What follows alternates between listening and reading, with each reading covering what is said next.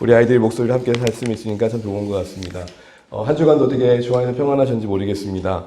말씀 안에서 만난다는 게 참 감사하고 복되다라는 생각들을 다시 한번 해보면서 오늘 주신 말씀 가지고 하나님의 열심을 회복해야 할 라오디아 교회 모습들을 한번 생각해 보고자 합니다. 오늘까지 우리가 6개의 교회를 지나왔는데요. 여러분 에베소 교회를 지나면서 잊지 말 것은 어느새 사랑을 잃은 그 교회를 향해서 교회의 본질은 사랑이다라는 말씀을 강조하셨음을 기억해야 된다고 했습니다. 서머나 교회는 어땠습니까? 안 그래도 힘든데 앞으로 더 힘들 거라는 말씀을 들었던 것이죠. 그런 가운데서도 죽음 넘어서도 인도하시는 하나님을 기억하면서 충성하자라는 거였습니다. 버가모 교회는 위협 앞에서는 예수님을 부정하지 않는 저항의 모습이 있었지만 사실 삶의 일상으로 돌아오고 나면 타협에는 손잡는 이중성이 있었죠. 그래서 이중신앙을 경계하자 그랬고요. 도하디라 교회에서는 두 마리 토끼를 잡으려고 했던 잘못됨을 지적했었죠. 세상에서도 탁월하고 신앙적으로도 우월할 수 있는 그런 두 가지 선택이 가능하다는 차원에서 이세벨을 용납한 그 현실을 지적하셨습니다. 그래서 중요한 것은 이미 주신 복음으로 충분하다. 어떤 더 신령한 은혜와 체험이 필요한 것처럼 착각하지 말아라. 예수 안에 신앙생활은 넉넉하다라고 말씀하셨고 어디서든지 내 일, 하나님의 계획에 집중해라. 하나님의 뜻을 이루어라 라고 말씀하셨습니다. 사대교회에서는 그 이름 그대로 살았으나 죽은 그 교회의 현실을 봤습니다. 한마디로 유명무실이었죠. 그들에게 필요한 것은 성령의 능력이었습니다. 많은 프로그램이 있었는데 그것이 그들을 살리지 못했다는 겁니다. 제일 안타까운 거죠. 되게 많은 활동은 있는데 그런 액티비티가 전혀 우리의 영혼에 생명이 되지 않는다는 것은 정말로 안타까운 현실이 아닐 수 없습니다. 다만 우리의 어떤 만족을 위한 활동이었을 뿐이라는 것이죠. 지난주에는 우리가 적은 능력에도 칭찬받은 교회를 살펴봤었습니다. 7교회 가운데 서머나와 함께 빌라델피아 교회가 칭찬을 받았는데 가장 많은 칭찬을 받은 교회가 빌라델피아 교회였습니다. 형제사랑이라는 이름으로 이루어진 그 지역 내에서 교회는 그 사랑의 지역에 어울리게 형제사랑이 풍성했었죠. 그 교회에 칭찬하시면서 우리에게 주신 도전은 뭐였습니까? 주님의 관심은 사이즈가 아니다. 거대함이 아니다. 거룩이다 라는 것이죠. 우리는 사이즈를 보지만 중요한 것은 그 안에 거룩이 있고 순종이 있느냐를 보신다는 거죠. 근데 이 일을 감당하기 위해서는 위로가 필요하다 말씀드렸고 특별히 가장 큰 위로는 열린 문이었죠. 열린 문. 그래서 우리가 언제든지 하나님께 나아갈 수 있는 길이 열렸다라는 것. 또한 닫히지 않는 열린 문을 약속받고 있다는 거죠. 우리의 못남 때문에 우리의 때로는 넘어짐 때문에 그 천국문이 닫힐 것처럼 불안해하지 말아라. 우리는 여전히 연약하지만 예수 안에서 우리는 그 나라까지 붙들어 주신다. 이걸 소망하자는 거였습니다. 이런 위로가 대표적인 위로를 나누면서 빌라델피아 교회를 격려하셨습니다. 자, 오늘은 라오디아 교회에 보내는 편지를 생각해 보고자 합니다. 우리 사진 하나 지도를 보여주시면 이 라오디아 교회 도시를 보게 되면은 주요 교차로 가운데 위치했었습니다. 그러다 보니까 교차로다 보니까 상업적으로도 가장 활발하게 이루어졌던 모습들이 있었던 거죠. 그래서 당시에 그 소아시아 정간에 은행이 있었어요. 그 다음 사진을 보여주면 이것은 그 당시에 도시의 옛 터가 남겨있는 그런 모습입니다. 라오디아에 관광을 가시면 이 모습을 보시는 거죠. 근데 이 동네가 가장 유명했던 것 중에 하나가 뭐냐면 옷감으로 인한 의류 사업이 발달했었습니다. 그래서 그 다음 사진을 보여주시면 트리미타라는 튜닉 형식의 속옷이 유행했었어요. 여러분 그 영화 같은 데 보면은 이게 안에 있는 옷인데 이렇게 허리 아래 조금 내려온 사이즈의 이런 옷들이 되게 유명한 상품이었다고 합니다. 옛날에도 여러분 위 속옷 하면은 BYC 런닝구에 웃으신 거 보면 저와 같은 시대라신가요? 어떤 그런 트렌드로 유명할 만큼 의류가 잘 활발하게 의류 사업이 이루어진 곳이고 또한 의학과학이 발달했다고 합니다. 그래서 대표적으로 안약이 유명했대요. 그러면 이런 모습들을 쭉 보시게 되면 이제 우리가 살펴볼 교회의 겉면에서 사용하신 그 표현들, 은유들은 지역색을 고스란히 담고 있다는 걸 보게 돼요. 여기서 우리는 하나님의 배려를 보게 됩니다. 못 알아듣는 말을 하는 게 아니라 어떻게 보면 알아듣게 하실까를 생각하시면서 찾아와 주시는 거죠. 이건 설교자로서도 늘 고민해야 할 부분입니다. 내가 내 설교에 취해서 한다면 얼마나 괴로울까를 생각해봐요. 늘 노력하는 부분이지만 참 늘 한계를 느껴요. 어쨌든 언어면에서 그들에게 익숙한 표현을 통해서 어떻게든 알아먹게 하시려는 주님의 세밀한 관심이 이런 말씀의 기록에서도 생각해 보게 됩니다. 청중이 들을 때 굳이 다른 설명이 없어도 알아들 만한 표현들로 찾아가셨다는 사실들, 이걸 염두하면서 우리가 이제 도시의 여러 상황들을 살펴보는 것입니다. 그런데 이런 좋은 모습들이 있었지만 단점이 한 가지 있었습니다. 그게 뭐냐? 당시에 이 도시는 되게 부족함이 없었는데 하나의 단점은 도시에서 사용하는 물의 양에 비해서 공급되어진 물이 너무 적었어요. 그러니까 근처에 좋은 수원지가 없었다 보니까 저 멀리 있는 수원지에서 물을 끌어올 수밖에 없었죠.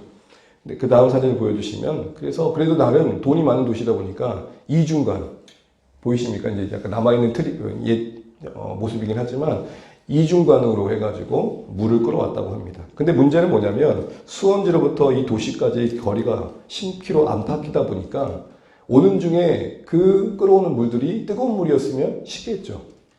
상쾌한 차가운 물이었다 하더라도 미지근한 물이 되겠죠. 그게 어려움이 있었다고 합니다. 그런데 이 미지근한 물은 당시 사람들에게는 꺼려하는 물이었어요. 그러니까 좋아하는 물은 뭐냐? 시원하거나 뜨겁거나. 뜨거운 물은 몸에 약이 되고 시원한 물은 상쾌함을 주고 신선함을 주고 청량감을 주고, 그런 두 가지의 물을 선호했는데 미지근한 물은 노예만 먹게 했다고 합니다. 그러니까 얼마큼 꺼려했는지를 우리가 알게 되는 거죠. 이런 배경 속에서 오늘 교회를 향해 말씀하시는 책망부터 한번 생각해 보도록 하겠습니다. 특별히 오늘 여기까지 오면서 우리가 감각적으로 이쯤 되면 칭찬이 먼저 나와야 될 것 같은데 그거 없이 바로 책망으로 곧장 흐릅니다. 그만큼 이 라우디아 교회는 마지막에 권면을 받는 교회인 만큼 정말 문제가 엄청 많은 교회였던 것이죠. 그들이 지적받던 현실은 뭡니까? 차지도 않고 뜨겁지도 않고 미지근했다라는 겁니다. 우리 15절 16절 한번 같이 한번 읽어볼게요. 시작. 내가 내 행위를 아노니 내가 차지도 아니하고 뜨겁지도 아니하도다. 내가 차든지 뜨겁든지 하기를 원하노라. 내가 이같이 미지근하여 뜨겁지도 아니하고 차지도 아니하니 내 입에서 너를 토하여 버리리라. 네. 예수님께서 토하실 정도로 미지근하고 뜨겁지도 차지도 아니한다. 이 의미가 뭘까요? 예수님이 토하실 정도라면 얼마나 역겹다라는 거예요. 이거에 대한 우리 대부분의 전통적인 해석은 뭐였냐면 뜨거워야 된다라는 말에 더 초점을 두면서 신앙의 열정을 잃어버린 교회에 대해서 책망한다고 알고 있습니다. 그러니까 하시고 싶은 말씀은 신앙이 좀 뜨거움을 회복해라.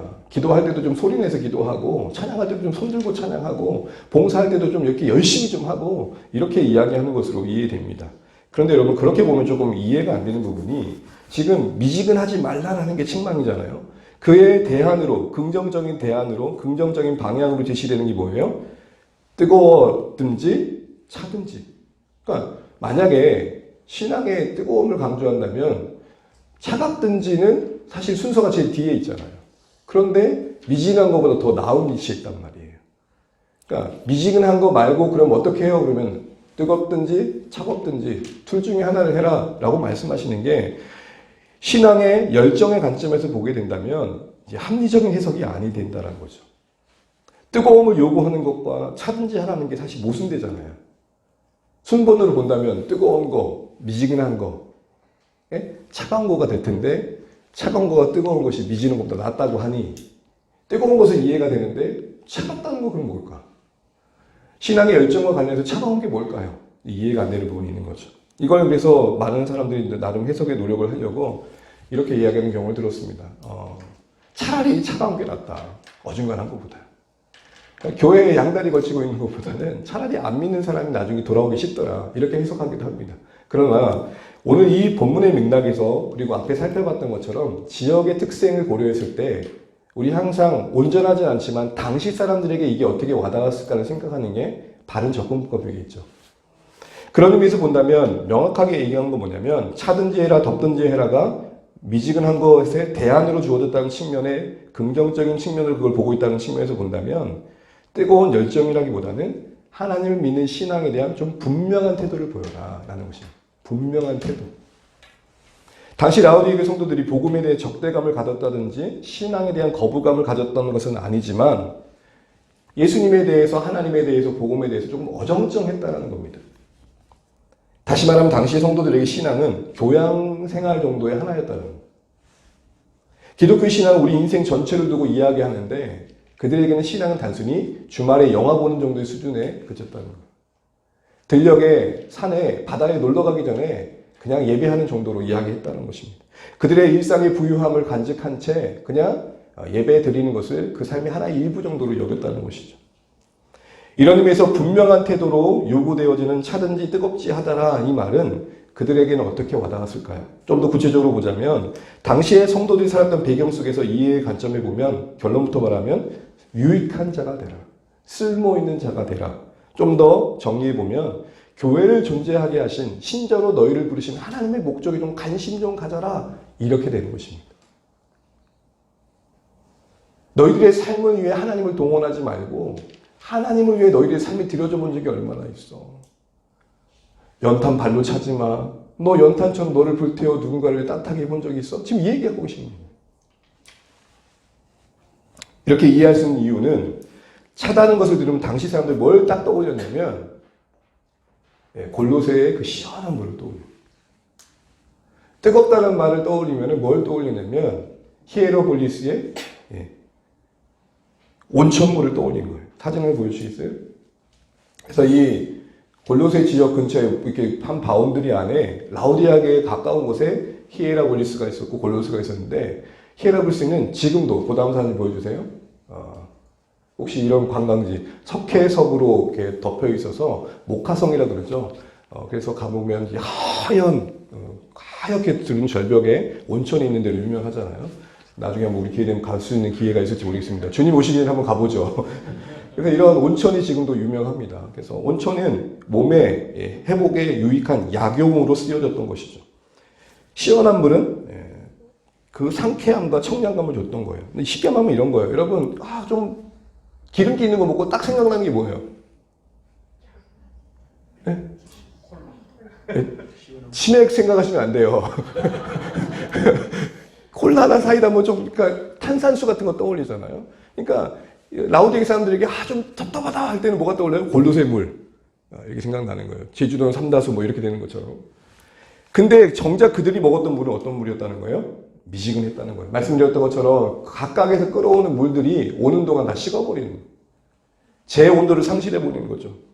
그러니까 결국 그들 당시에게 이해는 보면 차갑든지 뜨겁지 하더라면은 시원한 물처럼 누군가에게 시원함을 주든지 뜨거운 물처럼 누군가의 몸을 회복시켜 두든지 뭔가 유익이 되라라는 말로 받아들였던 거죠. 그러니까 찬물, 뜨거운 물은 유익한 물, 미지근한 물은 전혀 도움이 안 되는 물.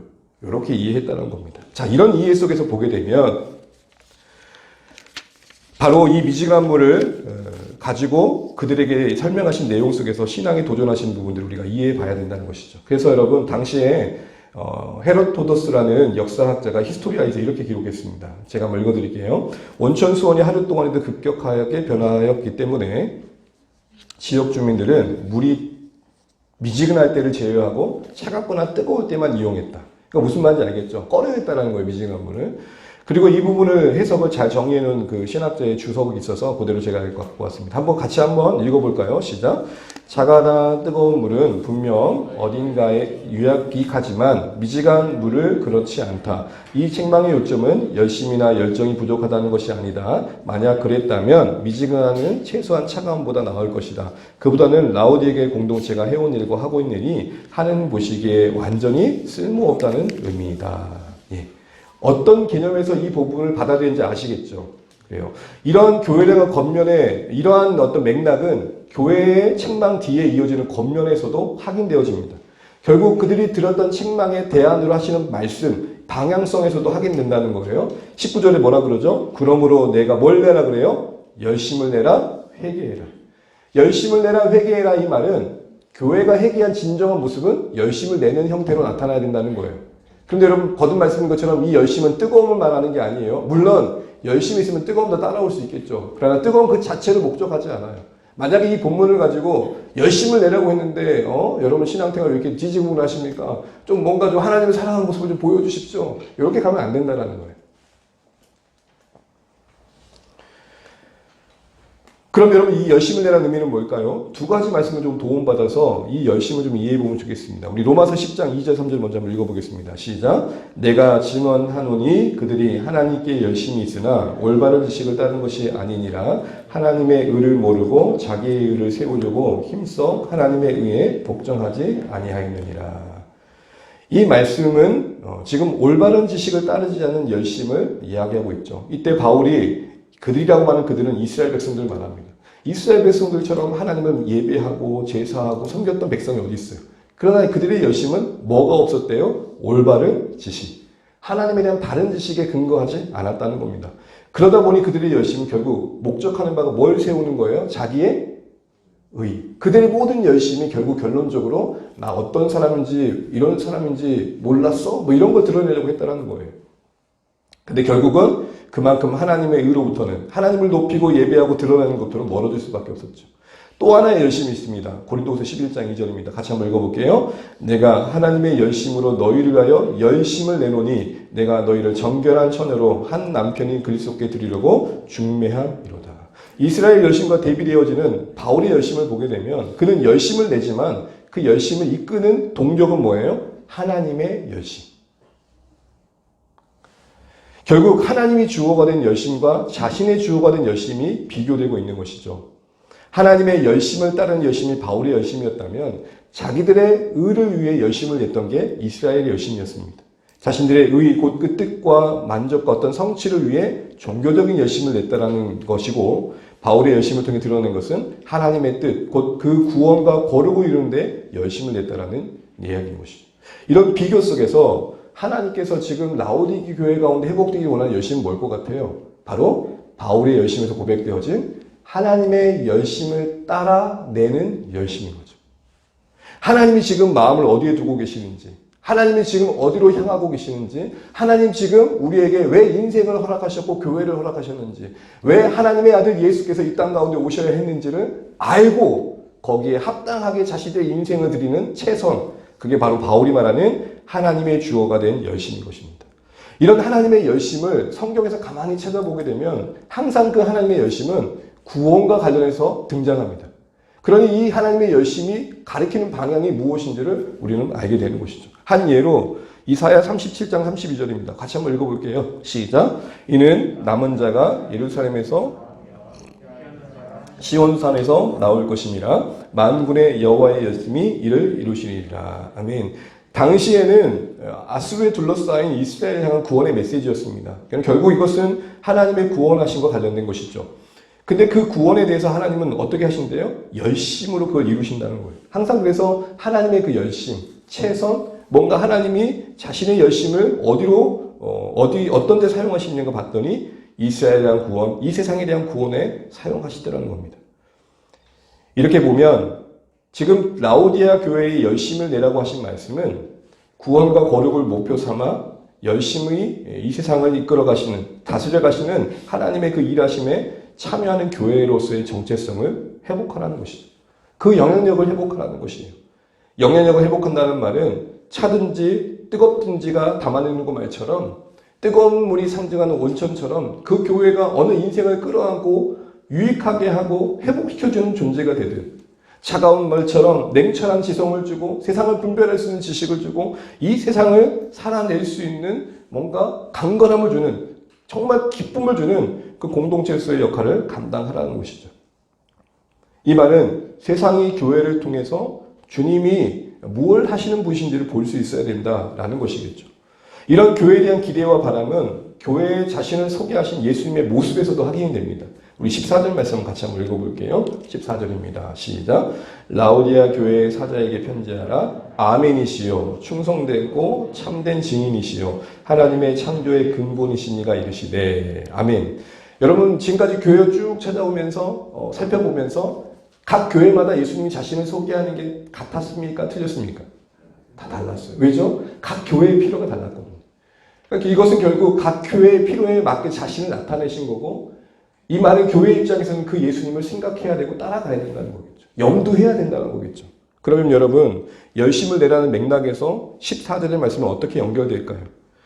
아멘이란 말에 대한 여러분 많이 쓰는 교회의 용어인데 좀 정리를 하시면 좋겠습니다. 일단 아멘은 참되다, 옳다, 확실하다 라는 의미를 갖습니다. 또 하나의 의미는 성취하다, 이루다라는 겁니다. 또 자주 쓰는 의미는 말씀과 기도와 찬양에 대한 반응으로서 전인격적인 동의를 말합니다. 그래서 이렇게 생각하시면 됩니다. 지성으로는 그게 옳다, 그렇습니다. 가슴으로는 그렇게 되면 좋겠습니다. 행동으로는 그래서 그렇게 나도 하겠습니다. 여러분 오늘 다음 세대 주일이니까 한번 따라해 보시겠습니다. 그렇습니다. 그렇길 원합니다. 그렇게 하겠습니다.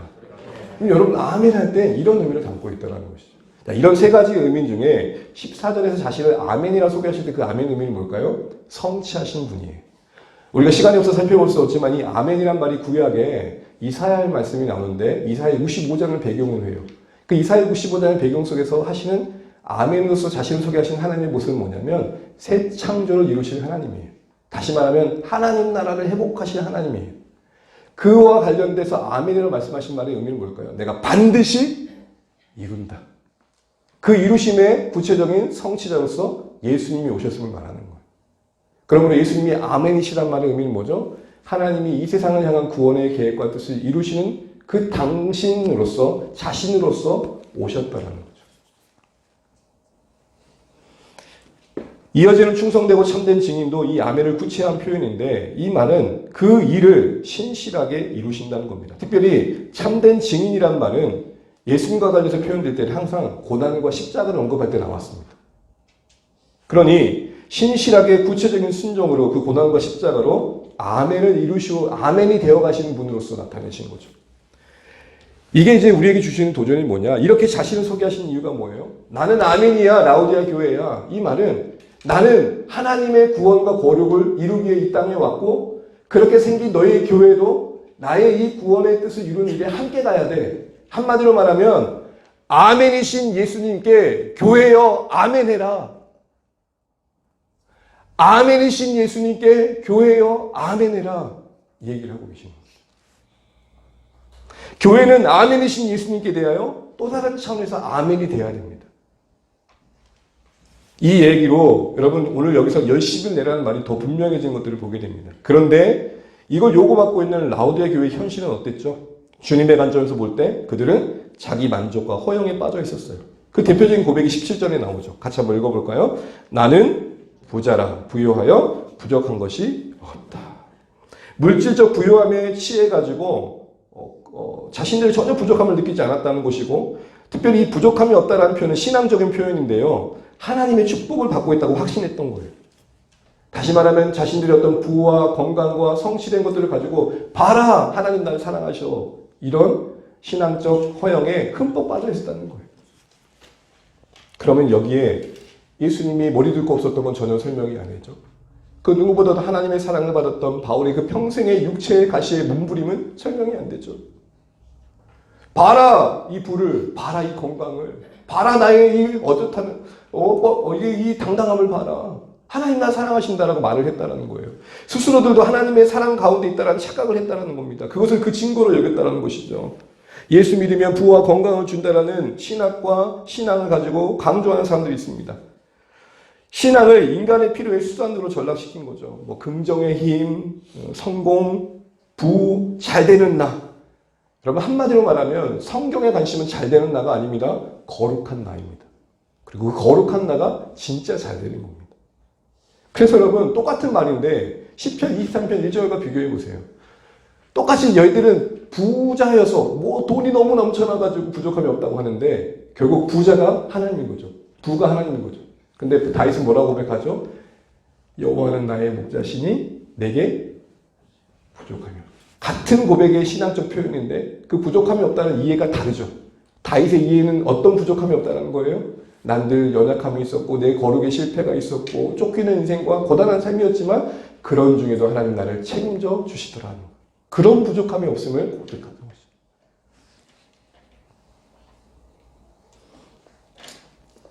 여러분 우린 여기서 확인할 것이 한 가지 있습니다. 그게 뭘까요? 우리가 우리 인생에 최선을 다해서 이것저것 다 동원해서 우리 손에 담아낼 수 있는 것보다 잘 기억하십시오. 우리가 이걸 붙드시면 좋겠습니다.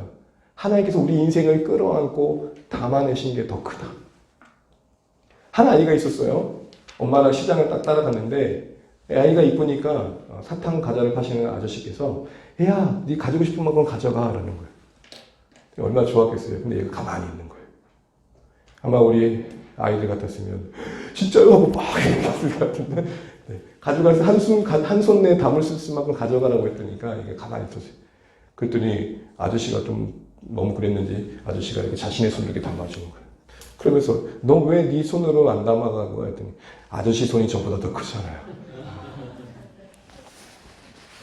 지나갈 수 있는 웃음이지만 내가 내 인생의 최선을 다해 여러분 손바닥에 담아낼 수 있다고 하는 그 부족함 없다라는 고백과 하나님이 우리 인생의 평생을 끌어안고 이 인생의 희노애락 속에 담아내신 그것과 부족함이 없다고 할 때 그 크기가 얼마나 차이가 있겠냐를 생각해 봐야 된다는 것이죠. 다윗에게 성도들은 자신들의 눈앞에 펼쳐진 이 부요함이 그들의 눈을 가리워서 잘못된 착각 속에 있게 했던 것입니다. 그래서 그들의 실상에 착각인 이유가 그들의 실상을 통해 드러나죠. 17절 하반절입니다. 같이 한번 읽어볼까요?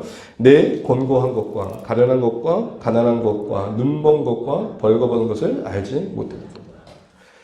그들의 착각인 첫 번째 이유는 진짜 그들의 눈에는 그들이 어떻게 보일지 모르지만 주님의 눈에는 가련하고 헐벗고 굶주린 부끄러운 상태라는 게. 가만히 생각해보면 자랑할 게 돈밖에 없다는 것처럼 부끄러운 게 없죠. 자랑하려면 뭘 해야 돼요? 그 돈으로 뭘 몇천냐가 돼야겠죠. 자랑하겠으면 자랑해봐. 나는 괜찮아. 뭐 자랑하겠으면 자랑해봐. 뭐 이런 돈을 가지고 자신들의 눈에 보이는 소유만을 가지고 자랑할 것이 그거밖에 없는 인생만큼 정말 안타까운 인생이 없다라는 것을 말씀하고 계시는 겁니다. 그것이 또 신자라고 한다는 거예요. 신자가 고작 자랑한다는 게 야 기도응답 받아가지고 나 이만큼 대박 받았어. 그거 외에는 없는 거예요. 내가 누군가에서 눈물 흘리고 섬겨서 돌아온 이야기, 내 인생의 거룩을 이루어하시는 그 고난의 이야기 속에 그 골짜기 속에 담으신 하나님의 은혜의 이야기, 그런 것들은 찾아볼 수 없더라는 것입니다. 그런데 여러분 상식적으로 생각해 보십시오. 뭐가 더 진짜 부족함이 없는 걸까요? 하나님을 찾지도 구하지도 않는 그 상황 속에서 전혀 하나님을 경험함이 없는 그런 삶이 정말 부유할까요? 이들의 가련함과 가난함은 뭐였죠? 물질적으로는 부자였으나 불로 연단한 금과 같은 그런 빛나는 믿음은 전혀 없었던 거죠. 고난을 지나야만 채워질 수 있는, 고난을 지났기에 경험할 수 있는 하나님의 은혜는 없었던 거예요. 유행에 따라 멋진 옷을 입고 누군가보다 더 튀어 보이긴 했을지 모르지만 흰 옷으로 비유되어지는 구별된 삶은 없었던 거죠. 안약의 유명한 생산지로서 그들은 늘 언제나 청량한 눈빛을 유지했을지 모르지만 정작 자신들의 영적 참혹한 현실은 그 어둠은 보지 못했다는 것이죠. 여러분, 소망이 없는 것도 안타까운 일이지만 신앙적으로 보면 절망이 없는 게 더 안타깝습니다. 왜요? 절망의 그릇에 소망의 신 예수님이 담기거든요. 어떻게 보면 하나님 우리 인생을 어디로 끌고 가신지 가만히 보게 되면 우리 안에 더 복된 걸 담기 위해서 하나님은 우리에게 필요한 고난을 우리도 할 수 없는 때에 우리도 생각하지 못하는 방법으로 허락하실 때가 있더라는 것이죠. 그래서 여러분 우리 인생 중에 가장 중요한 키워드는 고요함이에요. 그 고요함이 부요함이 돼요. 순간순간에 일어나는 감정을 따라 쏟아내는 마음보다는 이때도 주의 선하신 계획이 있으리라. 이 기쁨도 누군가를 향해 흘려보내야 복이 될 것을 알고 나에게 주셨으리라.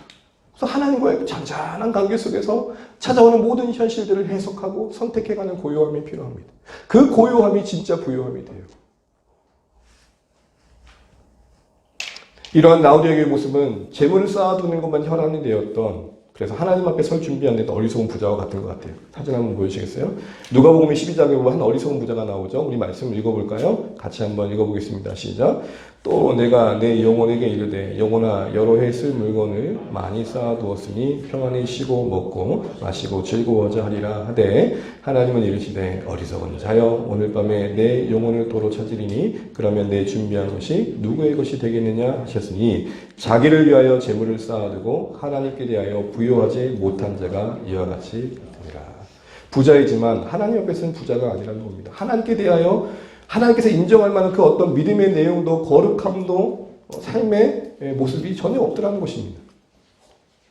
그런데 그를 향해 뭐라고 말합니까? 어리석다라고 말하는 거죠. 그럼 진짜 지혜는 뭘까요? 이 땅의 자원이 하늘에서 가치 있는 것으로 환원되는 삶을 살아가는 겁니다. 여러분 혹시 해외여행 가시면 가장 먼저 하신 것 중에 하나가 뭐예요? 화나 원화를 그 여행 가는 그 나라의 돈의 화폐로 뭐 하는 거죠? 환전하는 거죠. 환전해서 그 나라의 가치에 맞게 그 돈을 쓰는 거죠. 여러분, 같은 원리로 우리가 하나님 나라 가기 위해 가장 최고의 지혜로운 준비는 뭘까요? 이 땅에 우리에게 무엇이 주어졌던 그 무엇들이 하나님 나라의 가치 있는 것으로 환전되는 거 아닐까요? 하나님 나라에서 통용될 만한 것들로 변화시켜가는 게 아닐까요? 이 땅에서는 많은 물질을 쌓아두는 게 대단한 가치로 여길지 모르지만 하나님 나라에서는 그게 어떻게 쓰여지었느냐로 판단되어지는 것이죠. 이 환전의 지혜가 사실은 라오디에게 필요했던 것입니다. 부를 지적하신 게 아니에요. 부요함을 지적하신 게 아니에요. 그걸로 끝난 게 문제인 거예요. 여러분, 성공이 잘못된 걸까요? 아니요. 성공이 성공으로 끝난 게 문제겠죠. 그래서 그 다음이 뭐냐는 거예요. 이런 이야기들 속에서 라오디아 교회는 다시 한번 고민을 했어야 됐던 것이죠. 바라고 원하는 것은 우리의 삶의 모든 것이 하나님 나라에 통용될 만한 가치로 아름답게 전환되어지시는 우리의 인생 되시길 바랍니다. 항상 고민하십시오. 이게 어떻게 하나님께 쓰여질 수 있을까? 두 번째로 이들이 착각하고 있던 이유는 무엇이냐면 그들은 그들의 부유함으로 하나님 우리를 사랑하시는구나를 하긴 했는데 놀라운 건 정작 예수님은 그들 문 밖에 있다는 겁니다. 다시 말하면 예수님은 그 교회 가운데 계시지 않았다는 겁니다. 그래서 여러분 20절에 그렇게 말씀하시죠. 볼지어다 내가 문 밖에서 뭐 하노니? 교회 안에 안 계시고 예수님이 지금 문 밖에 계신다니까요. 근데 교회의 성도들이 어떻게 착각했어요? 교회 안에 하나님이 계신다, 예수님이 계신다 착각한 거예요. 이게 교회의 근본적인 문제였다는 거죠. 라오디아 교회의 가장 근본적인 문제는 이 말을 통해 확인될 수 있는 것은 이 착각과 문 밖에 있는 예수님의 이 현실의 해석은 바로 이것입니다. 교회의 입장에서는 자신들이 원하고 믿고 싶은 예수님만 허락할 뿐 말씀에서 증거하시는 마땅히 따라야 예수님을 외면했다는 겁니다.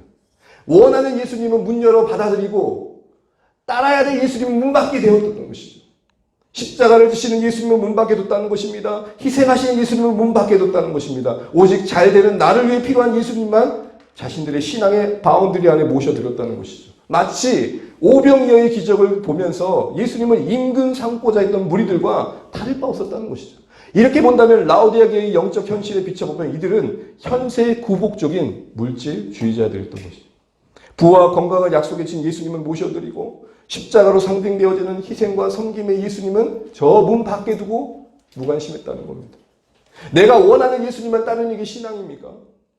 마땅히 따라야 예수님을 따라야 우리의 인생인데 원하는 예수님만 모셔드리고 있다면 신앙입니까? 지금 그 얘기를 하고 있는 것이죠. 하나님을 잘 섬겨서 부자가 됐다고 합시다. 그런데 라오디아 교회는 거기로 끝났다는 거예요. 그 부요함을 하나님을 섬기는 데 쓰지 않았다는 거예요. 이런 의미에서 열심을 회복하기 위해 교회에 절실했을 게 뭘까요? 바로 20절에 나와 있습니다. 다시 한번 읽어보겠습니다. 20절입니다. 시작. 볼지어다 내가 문 밖에 서서 두드리노니 누구든지 내 음성을 듣고 문을 열면 내가 그에게로 들어가 그와 더불어 먹고 그는 나와 더불어 먹으리라. 우리의 인생은 반사체입니다. 태양이신 하나님의 빛에 비추어져야 우리는 우리의 인생의 하나님이 원하신 빛을 발할 수 있는 것이죠. 그런 의미에서 20절은 하나님 원하신 열심이 우리 가운데 나오기 위해서는 바로 주님과의 사귐의 회복됨을 보게 됩니다. 특별히 문 밖에 서서 두드리느니 누구든지 문을 열면 이라는 말씀에서 이 교회 가운데 요구하시는 것은 예수님을 향해 활짝 마음의 문을 여는 것임을 보게 됩니다. 여러분 우리는 무엇에 활짝 반응하고 있는지를 돌아보십시오. 여러분 무뚝뚝했던 표정이 언제 밝아지십니까? 어떤 먹방 유튜버가 TV에 나온 적이 있는데 무뚝뚝하게 있다가 앞에 먹을 거 생기니까 진짜 천국의 미소가 나오더라고요. 여러분 뭐 앞에 여러분의 그 무뚝뚝했던 표정이 환해지시나요? 그럼 여러분 활짝 문을 연다는 건 어떤 의미일까요? 본문에서 세 가지 정도 생각해 보게 됩니다. 먼저 활짝 문을 연다는 것은 예수님을 기뻐하는 겁니다.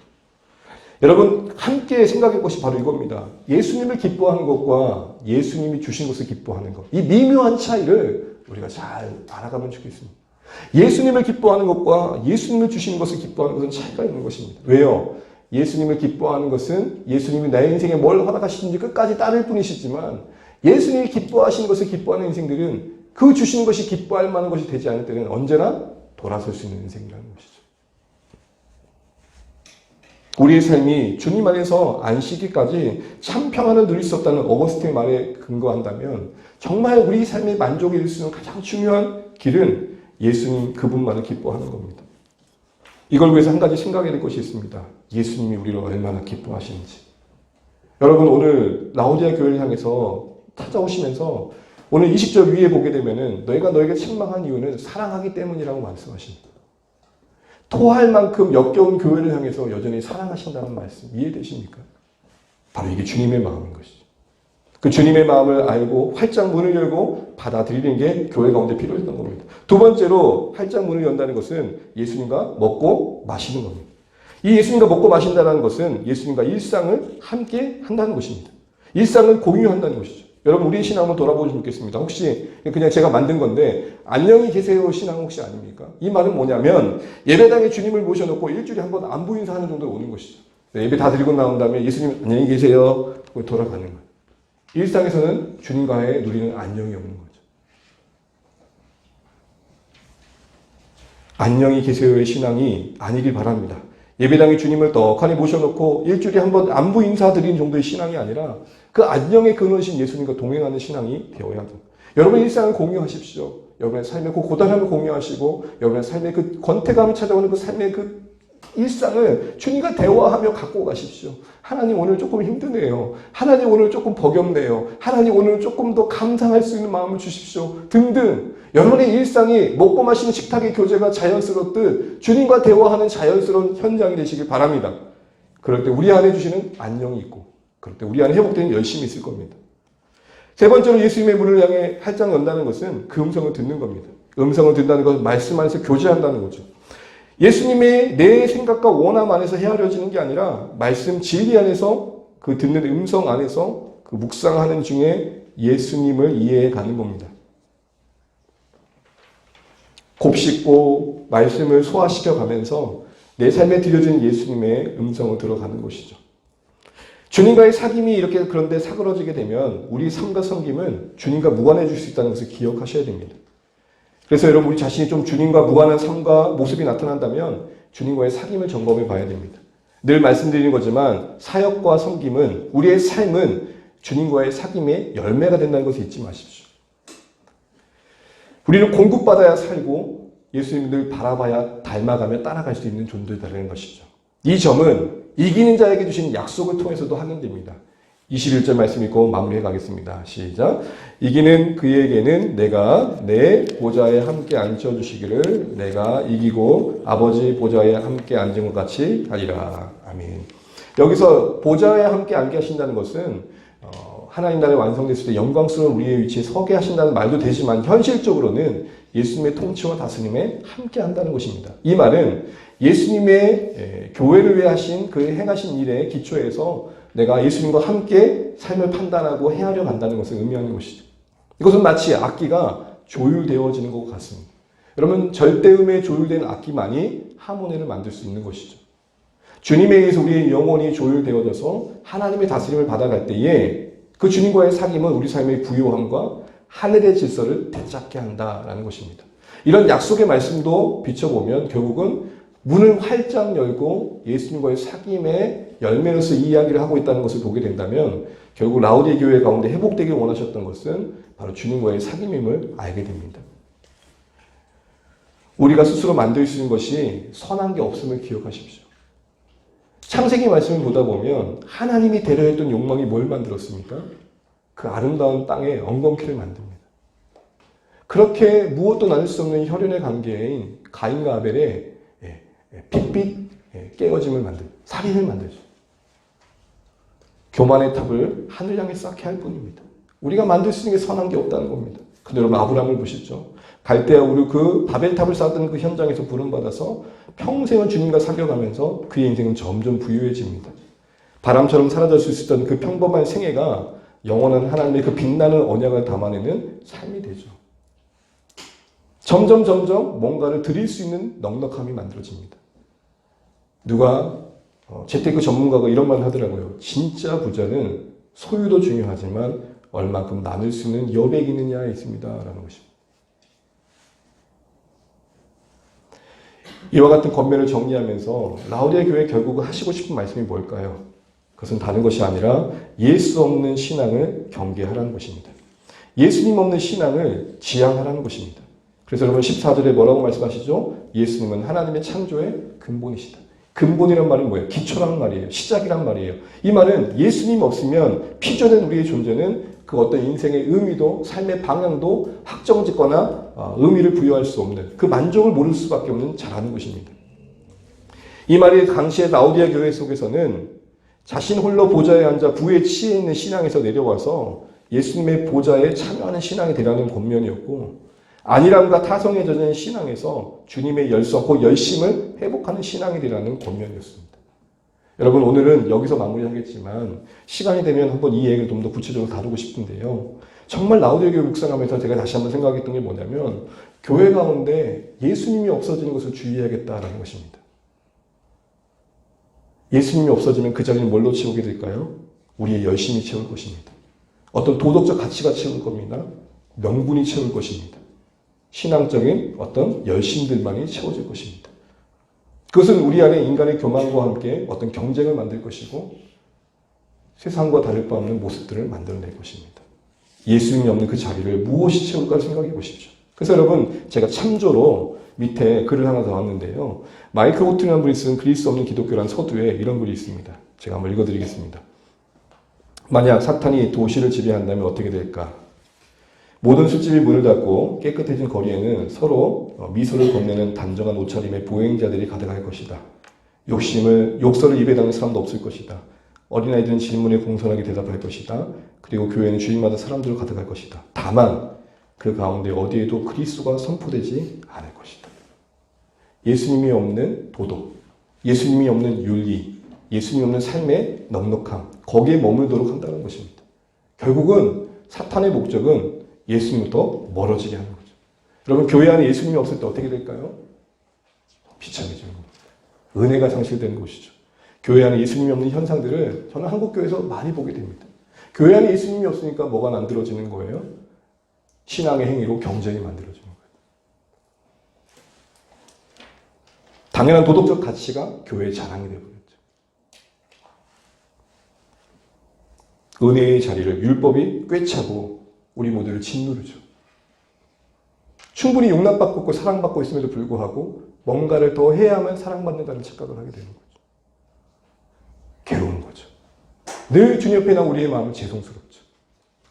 우리가 각자 하나님과의 관계 속에서 신앙의 진보를 위해 나 자신을 자책하는 것은 유효하지만 그게 하나님의 관계에 받을 흔든다는 것은 아닌 것입니다. 우리 아이가 엄마 아빠 말씀 내가 제대로 못 들어서 좀 안타깝다. 더 잘해야지는 괜찮지만 아이고야 나는 정말 쓸모없는 자식이네. 어머니 아버지 안녕히 계십시오. 이건 아닌 거죠. 그리스도가 없는 교회가, 그리스도가 없는 신앙이, 그리스도 없는 공동체가 그렇게 될 수 있는 것입니다. 라오디아 교회는 어땠을까요? 그 부요함의 만족함이 그 자리를, 그리스도가 계실 자리를 밀어내버린 거죠. 뭐든 그리스도가 없는 것은 그 무엇이 자리 잡게 됩니다. 여러분 다시 한번 돌아보십시오. 나는 예수가 있는 신앙입니다. 바꿔 말하면 무한한 은혜와 사랑과 오래 참으심과 끝까지 기다려주심과 책임져 주심의 그 예수님의 사랑과 은혜가 나의 삶의 중심인가? 이미 십자가에 이루신 그 은혜의 든든함이 나의 삶을 버티게 하는 근거인가? 돌아보십시오. 그걸 묵상하다 보면 이제 자랑할 것은 예수밖에 없게 됩니다. 왜요? 우리가 빛나다고 말하는 그 모든 것들은 언젠가 그 빛을 잃고 우리의 초라한 인생으로서 우리의 모습을 보게 될 것이기 때문이죠. 다시 한번 부탁드립니다. 예수 없는 신앙을 주의하십시오. 결국 라오디아 교회의 피폐함은 예수의 상실이었습니다. 주인 되신 예수님의 부재였습니다. 그리고 그들이 받은 바 은혜가 얼마나 큰지를 모르는 예수님이 십자가의 은혜를 받은 그 사랑의 부재였습니다. 그러니 자랑할 것은 그들밖에 없는 것이고 뽐낼 것은 그들밖에 없는 것입니다. 연탄 하나만 못한 인생이 됐던 것입니다. 여러분 연탄 발로 차지 마십시오. 누군가를 여러분 불태워 따뜻하게 했던 적이 있으십니까? 이 질문이 지금 라오디아 교회 가운데 주어지고 있는 것입니다. 말씀을 맺으면서 다시 한번 우리 삶을 추스려 볼 때 내 안에 예수의 빈자리를 뭐가 채우고 있는가 돌아보십시오. 다시 문 밖에 계신 예수님이 계시지 않는가. 내가 필요한 예수님만 내 안에 문을 열고 열어주고 받아들이다가 예수님 잠깐 이제 나가셔야죠 라고 하고 계시지 않는가. 돌아보면서 우리 안에 정말 말씀의 계시에 근거한 예수님을 모셔드리고 그 온전한 은혜와 사랑이 그 주권이 우리 삶의 중심이 되셔서 오늘 라오디아에 들었던 책망이 아닌 빌라델 교회처럼 적은 능력 중에도 또 서머나 교회처럼 그 핍박 중에도 영적 부요함으로 그 넉넉함으로 하나님의 사랑에 대한 신뢰로 우리 삶의 모든 것들을 넉넉히 감당해 갈 수 있는 우리 삶이 되시기를 주의 이름으로 축복합니다.